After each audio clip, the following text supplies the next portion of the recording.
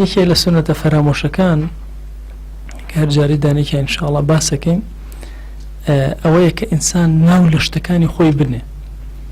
فەرمای شتێکە پێغەمبەریان صلی الله عليه و آله وسلم فەرمێ کاتێ جلێکی لەبەر ئەکرد دوعای ئەکرد ئەفەرمێ وەسەماه بسمی ناوی ئەنا ناو ئەڵێ قەمیز بووایە عیمامە بووایە عەبا بووایە ڕیداء بووە هەرچی بووایە پێغەمبەری خوا صلی الله عليه و آله وسلم ناوێکی لێ ئەنا.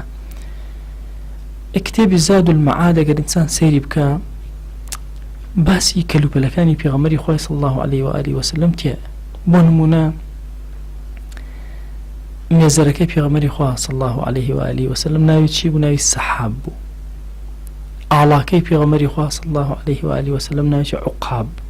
تا مێزەر ڕەشەکەیان مێزەری ڕەشیشی کردو سەری پێغەمبەریان صلی الله عليه و آله وسلم مێزەری سپیشی کردو سەری مێزەرێکی ڕەشی هەبوو کە کلکی نەبوو باشە ئەم کلکەی نەبوو چونکە هەندێک لە مێزەرەکان لە ڕاستەوە بوو کلکی هەندێکی لە پشتەوە بوو پێغەمبەریان صلی الله عليه و آله وسلم هەندێکی نەیبوو ئەوەی کە نەیبوو ناوی سەحاب ئەوانی تریش ناویان هەبوو جلەکانی ناویان هەبوو. ئەفەرمێ یەکێک لە سونەتە فەرامۆشکراوەکان کە ئیبن حەجەر ئەفەرمێ عولەمای مەذهبی ئیمامی شافعی باسی ئەم سونەتەیان نەفەرمووە نەیانوتووە ئەمە سونەتە کە ئینسان ناویان لێ بنێ. وەڵا ئیبن حەجەر ئەفەرمێ دوای دیراسی خۆم بۆ ئەم فەرمایشتانەی پێغەمبەریان صلی الله عليه وسلم ڕام ئەوهایە کە سونەتە ئینسان ناو لە شتەکانی بنێ. ئەم ناوانە لە هەموو سیرەتی پێغەمبەری خوا صلی الله عليه و آله وسلم ئەخوێنیت. ئێستا کێمان هەیە نەزانێ ئەسپەکەی ئیمامی عەلی ناوی چی بوو؟ ناوی چی ئەوە چی بوو؟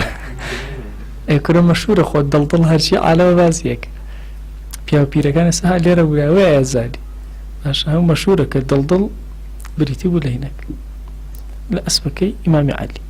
باشە پێغەمبەری خوا صلی الله عليه و آله وسلم وڵاخەکەی ناوی چی بوو کە ڕۆشت بۆ میعراج بوراق هەموو ناوی هەیە ئەو هەیە. بۆیە ئیبن حەجەر ئەفەرمێ سونەت وهایە ناو بنێن لە شتەکە. باشە ئێمەش بە پێی قەدەری ئیمکان وەلەو جارێکیش بێ وەلەو شتێکیشە بێ ئەو سونەتە زینوکەرەوە ناوێکی لێ بنێ کڵاوە سوور. باشە یاخۆ پایدار ئینشاءڵڵا.